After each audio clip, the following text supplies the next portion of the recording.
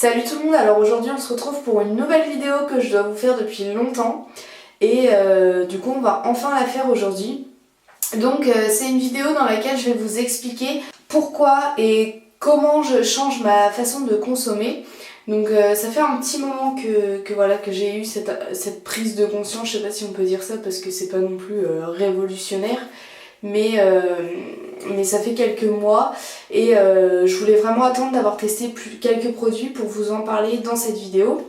Donc je vais vous expliquer pourquoi j'ai pris cette décision, qu'est-ce qui m'a amené à prendre cette décision et après je vais vous montrer quelques produits que j'ai utilisés pour commencer à changer ma façon de consommer. Qu'est-ce que je change dans ma façon de consommer? Quand je dis changement de façon de consommer, je parle des cosmétiques bien évidemment, sinon j'en parlerai pas trop sur cette chaîne je pense. Donc déjà il y a tous les produits cosmétiques, de soins, voilà, les produits de beauté en général. Il y a également ma façon de consommer par exemple les produits ménagers parce que voilà, on s'en sert souvent. Après c'est surtout voilà, à ce niveau-là que j'essaie de changer ma façon de consommer. Et pourquoi? En fait c'est parce que j'ai eu un petit problème de santé, donc rien d'important, mais juste un petit truc hormonal et en fait j'ai une amie près de moi qui donc elle est très voilà, qui a déjà fait sa transition écologique, on va dire ça comme ça. Et en fait du coup elle me parlait des produits et tout ça. Et il y a un soir, je sais pas pourquoi, j'ai eu envie de télécharger les applications, donc par exemple Yuka, Inky Beauty et tout ça. Et j'ai scanné les codes barres de mes produits et je me suis rendu compte qu'il y avait un sacré gros problème. Et je me suis dit qu'en fait mes problèmes de santé venaient peut-être déjà de mes produits de beauté. Si déjà je changeais les composants qu'il y a dans mes produits, peut-être que déjà ça pourrait régler un petit peu le problème. Peut-être que déjà voilà, le problème peut-être qu'il vient de là au final. Et peut-être que c'est mieux d'utiliser ces produits plutôt que d'autres qui peuvent avoir par exemple des perturbateurs endocriniens, vu que moi mon problème c'est les hormones et que endocrine c'est les hormones en fait. Du coup j'avais envie d'arrêter tous ces trucs cancérigènes, tous ces perturbateurs endocriniens. Il y en a une liste faramineuse, peut-être qu'un jour je vous ferai une vidéo sur la composition des produits. En attendant, j'estime que j'ai pas assez de connaissances sur le sujet pour vous dire voilà, faut pas utiliser faut pas utiliser des produits qui ont tel composant, non. Je suis juste quelqu'un qui change sa façon de consommer, je suis pas encore apte à vous donner des conseils. Voilà, moi je vais juste vous montrer des produits que j'ai achetés il y a peu, quelques produits que j'ai déjà terminés, et puis voilà. Il y a aussi une façon, j'ai oublié de le dire, mais il y a aussi une façon de consommer en ayant moins de déchets. Donc par exemple, j'ai acheté des cotons réutilisables. Moi c'est les cotons de la marque Lulu Nature et donc ils appellent ça des lingettes démaquillantes. Moi j'appelle ça des cotons, enfin voilà. Je vais vous montrer un petit peu, j'ai mis ça dans une ancienne bougie que je trouvais super belle. Donc pareil, j'ai réutilisé plutôt que d'acheter un pot pour mettre mes cotons. J'ai pris une ancienne bougie que j'ai nettoyée. C'est des cotons comme ça qu'on nettoie, il y en a 12 dans le pack que j'ai acheté. Et donc voilà, c'est les cotons nettoyables, tout ce qu'il y a de plus basique. Et du coup ça marche très bien. Alors seul petit problème, c'est qu'en fait je m'en suis servi pour enlever du vernis. Et je sais pas si vous pourrez le voir, mais en fait le vernis il est resté à la machine. Parce qu'en gros, après on le passe à la machine, mais à la machine c'est pas parti. Donc il est propre, hein, mais juste il y a toujours la couleur dessus. Donc je l'utilise quand même. J'ai déjà entendu plusieurs personnes se plaindre qu'en fait les cotons comme ça, les cotons qui se réutilisent et les cotons lavables du coup, absorbaient pas mal de produits. En fait ils conseillent de le laver un petit peu, enfin de l'humidifier pour que justement il soit un petit peu imbibé d'eau et que du coup il boive moins de votre produit. Donc voilà un petit conseil si vous trouvez que vos cotons utilisent trop de produits, ce que vous pouvez faire. Ensuite, toujours dans le but de moins jeter, j'ai acheté des serviettes hygiéniques lavables. Donc voilà une que j'ai achetée. Pour l'instant je m'en suis pas trop servie parce que en fait moi j'ai une cup sinon et ça fait des années que j'ai ma cup parce que là par contre ça fait vraiment Ça doit faire, je sais pas, ça doit faire 4 ans que j'utilise une cup, mais c'est plus en secours ou quoi. Si par exemple je suis pas chez moi et que je peux pas stériliser ma cup, du coup j'utilise des petites serviettes.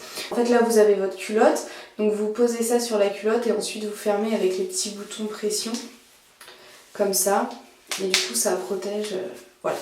Je trouve pas ça, celle-ci je les trouve pas très pratiques parce qu'en fait du coup comme elles sont juste nues par ici, elles ont tendance à basculer, à bouger un peu. Donc pour l'instant je suis pas très fan, après c'est peut-être le temps de s'habituer, c'est vrai que je m'en suis pas trop servie pour l'instant. Donc voilà, ce sont des serviettes de la marque Anae et moi j'ai pris pour les flux normaux, il y en a que 2 dedans et je trouve, enfin ouais, elles sont pas, je pense qu'il en existe des mieux parce que c'est pareil en fait, une fois qu'on l'a utilisé, on sait pas quoi en faire. Parce que moi j'ai une amie qui les enroulait, mais là on peut pas... Je suis un peu sceptique, j'ai pas trop dompté la façon dont on s'en sert pour l'instant. Donc je vous ferai une vidéo si... voilà, je vous ferai une vidéo pour les protections hygiéniques un petit peu écologiques. Je vous ferai une vidéo là-dessus quand voilà, j'aurai un petit peu plus utilisé ça parce que c'est vraiment très récent, je m'en suis servi très peu. Ensuite on va passer au gel douche. Au niveau du gel douche j'en avais acheté un en Espagne mais j'ai perdu l'étiquette et vous savez en fait c'est un shampoing, un gel douche solide et du coup il n'y a pas d'emballage, enfin il y avait juste un plastique avec une petite étiquette et je l'ai perdu. Du coup je l'ai terminé et j'en ai racheté un autre. Donc je vous ai gardé le petit papier juste pour la vidéo. Donc celui que j'ai racheté c'est le Melvita savon extra riche aux huiles d'argan et de coco. Donc en fait c'est un gros pavé comme ça. Je le trouve pas top parce qu'en fait je trouve qu'il a une odeur très particulière qui me fait pas penser à du propre, qui me fait penser à... je sais pas trop comment décrire cette odeur, mais l'odeur me gêne. Donc bah en plus c'est un gros savon solide donc je vais le terminer. Mais je pense pas que je le rachèterai parce que l'odeur est vraiment très particulière. Donc voilà, je vais essayer de m'habituer. Je sais pas si je vais réussir, en tout cas c'est sûr que je le rachèterai pas. Donc je vais peut-être alterner avec un autre que je vais acheter, je vais voir, mais en tout cas l'odeur, je peux pas du tout. Ensuite on a un déodorant, donc moi vu que j'ai des problèmes hormonaux, j'ai des problèmes de transpiration. Je transpire énormément et donc j'avais pendant 1 ou 2 ans j'ai utilisé la marque Etiaxil, donc c'est des petits flacons avec une bille et en fait il faut le mettre le soir avant de dormir ce produit. Quand vous regardez la composition c'est que des sels d'aluminium, c'est que des trucs qui vous bouchent les pores, qui vont provoquer des cancers du sein. Donc voilà, j'ai utilisé ça pendant 2 ans parce qu'en fait c'était bien parce que ça bloquait les pores, enfin les pores sudoripares et du coup je ne transpirais plus parce que en fait ma soeur elle pouvait pas sortir vu qu'il y avait un film dessus qui la bloquait. J'avais peur en fait parce qu'avec les déodorants chimiques, enfin les déodorants qu'on trouve en grande surface, en fait ça masquait juste l'odeur, mais et encore pas toujours, mais la transpiration était toujours là. Et donc moi je me suis dit si je passe au bio ça va être des produits beaucoup moins efficaces et je vais avoir des auréoles et tout horribles. J'ai acheté le déodorant solide de la marque Lamazuna. Donc c'est le déodorant à l'huile essentielle de Palmarosa. Alors vous pouvez voir que le packaging est complètement mort parce qu'en fait je l'emmène partout en voyage. Donc il est complètement mort mais c'est bien la marque Lamazuna. Et du coup donc c'était une petite pierre en fait que vous deviez humidifier, passer sous le robinet. Ensuite vous passez sous votre aisselle, ça va devenir liquide, ça va former comme une petite pommade sur votre aisselle. Et après voilà, vous êtes bon pour la journée. Et en fait j'ai été très agréablement surprise parce que ce n'est pas du tout... Enfin ça absorbe, en fait il y a beaucoup de talc à l'intérieur. Donc ça absorbe vachement bien la transpiration, il n'y a pas trop d'auréoles, il n'y a pas d'odeur non plus. J'ai été extrêmement surprise et agréablement surprise.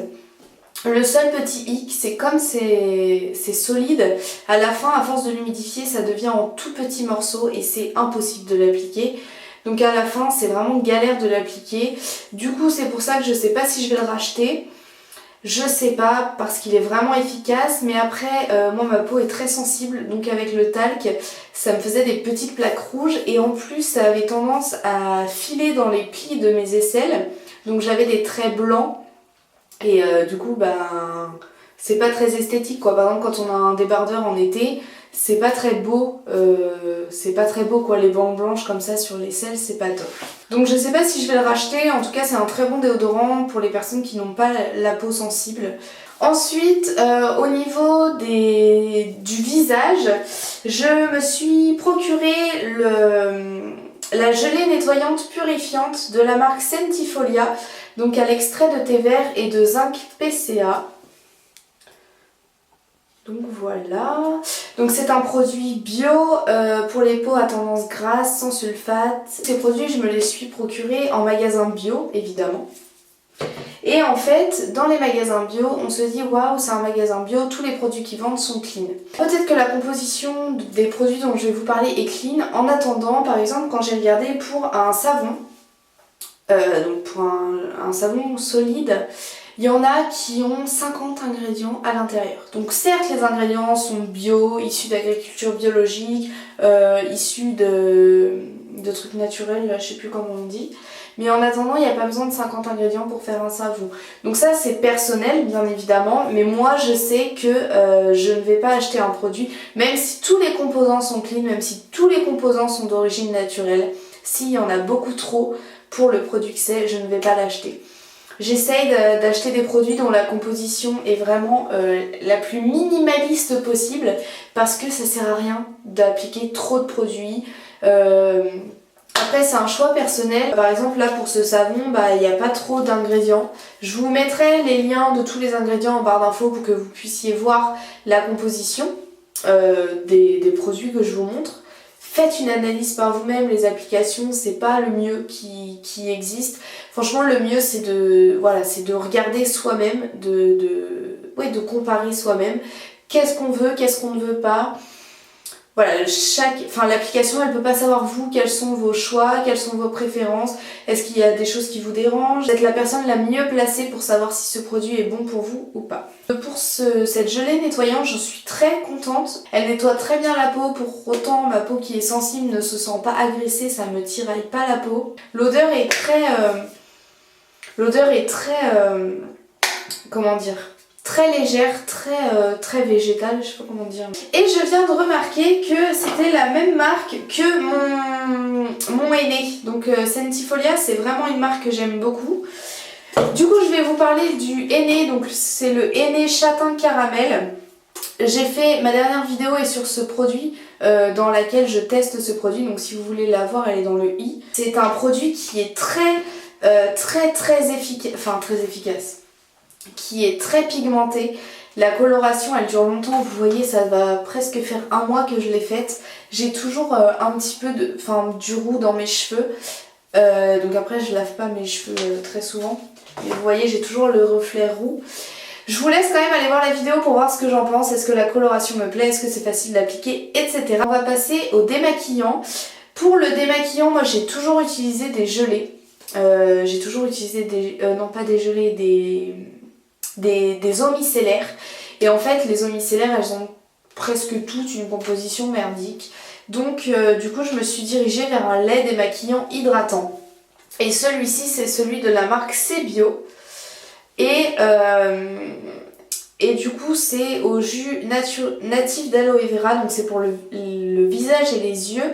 Et il est censé être apaisant. Pourquoi j'ai acheté des cotons qui soient lavables? Parce qu'en fait les autres ça me faisait mal à la peau quand je me démaquillais, ça me tiraillait, c'était vraiment horrible, j'avais l'impression qu'on ponçait ma peau à chaque fois que je me démaquillais, c'était hyper douloureux. Donc du coup j'ai opté pour des cotons lavables que je trouve moins agressifs parce que c'est tissé, je sais pas comment dire mais... Le coton est tissé quoi, donc c'est mieux.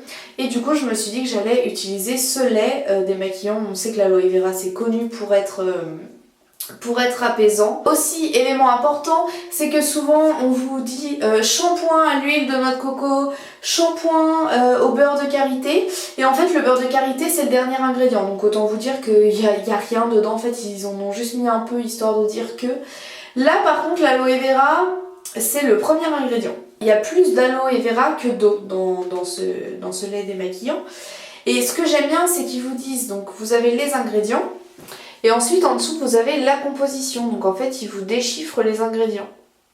Vous voyez, là vous avez ingrédients, et là vous avez composition. Par rapport à mes problèmes hormonaux, il y a un traitement qui m'est recommandé. J'aimerais plutôt passer par des méthodes naturelles pour me soigner. Donc j'ai opté pour des huiles essentielles, donc pour l'instant je n'en ai que 2. L'huile de sauge sclarée, j'arrive jamais à dire le nom, donc j'ai l'huile essentielle de sauge sclarée et l'huile de titri, donc d'arbre à thé. L'huile de sauge sclarée est plutôt conseillée pour les problèmes hormonaux parce qu'en fait c'est une huile qui est œstrogène-like. Œstrogène-like, ça veut dire qu'il va pas inhiber, mais qui va, l'inverse d'inhiber c'est quoi déjà? Qui va activer les œstrogènes et qui va avoir le même rôle que des œstrogènes. Par exemple, pour les personnes qui ont des règles qui ne sont pas du tout régulières, appliquer un petit peu d'huile de sauge sclarée en mélangeant à de l'huile de noix de coco et d'appliquer sur le bas-ventre, ça peut permettre de déclencher des règles. C'est très efficace. Moi ce que je faisais, c'est que je prenais une petite noisette d'huile de noix de coco dans laquelle je mettais deux gouttes d'huile d'huile essentielle de sauge sclarée et j'appliquais sur mon bas-ventre et c'était magique. L'huile de titri est une huile qui est désinfectante. Donc par exemple, moi je sais que pour faire le ménage, comme je vous disais tout à l'heure, j'essaie de changer ma façon de faire le ménage, plus utiliser des produits, par exemple de l'eau de javel ou des choses comme ça. Donc je mélange un petit peu de cette huile à du vinaigre par exemple. Les huiles essentielles, c'est toujours à très faible quantité qu'il faut les utiliser parce que c'est très fortement dosé. Donc voilà, videz pas le flacon. Je sais que ça peut marcher pour les infections urinaires. Vous en appliquez, pareil, vous mélangez de l'huile de noix de coco, vous appliquez sur le bas-ventre. Ça peut également atténuer les douleurs. Ça, j'en mets aussi dans ma lessive. J'en mets dans ma lessive pour désinfecter. Voilà, donc cette vidéo est maintenant terminée. Je vous ai montré tous les produits que j'ai achetés pour ma transition. J'espère que cette vidéo vous aura plu. N'hésitez pas à me mettre dans les commentaires des produits bio ou des produits à composition simple. Peut-être même des recettes de produits que vous avez fait vous-même. Parce que voilà, ça m'intéresserait de découvrir et de faire mes produits moi-même. Après, j'avoue que je suis quelqu'un qui adore acheter. Qui adore voilà, aller dans les magasins, regarder les compos, regarder les packaging, me laisser attirer voilà, par des produits, par le packaging et tout ça, j'adore ça. Du coup j'ai du mal à faire mes produits moi-même parce que j'avoue être adorée consommer en fait, j'adore ça, acheter mes produits et tout ça. Du coup j'ai du mal à faire mes produits moi-même parce qu'il n'y a pas de packaging, parce que voilà. Et puis en plus ça prend du temps de savoir quel ingrédient vous correspond, quel ingrédient vous correspond pas, de faire son mélange, etc. Mais je pense que je vais m'y mettre. Mais voilà, faut que je règle ce problème de consommation que j'ai. Bon, c'est pas non plus excessif, hein. Je fais jamais des magasins, mais pour la cosmétique, c'est vrai que j'ai tendance à souvent vouloir acheter.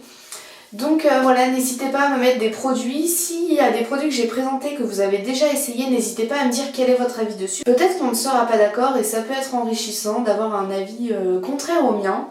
Et voilà, n'hésitez pas à me donner d'autres produits. Pourquoi pas le déodorant par exemple, parce que je suis à la recherche d'un déodorant qui m'irrite pas. Voilà, donc j'espère que cette vidéo vous aura plu. Je vous fais de très gros bisous et je vous dis à la prochaine. Ciao! Je suis désolée si dans cette vidéo j'ai une voix un petit peu nasale, c'est juste que je suis un petit peu enrhumée, donc voilà, ça peut se ressentir au niveau de ma voix. Salut tout le monde, alors on se retrouve... Salut tout le monde, alors on se retrouve... j'arrive pas. Ouh, je suis là. Fais-moi le focus.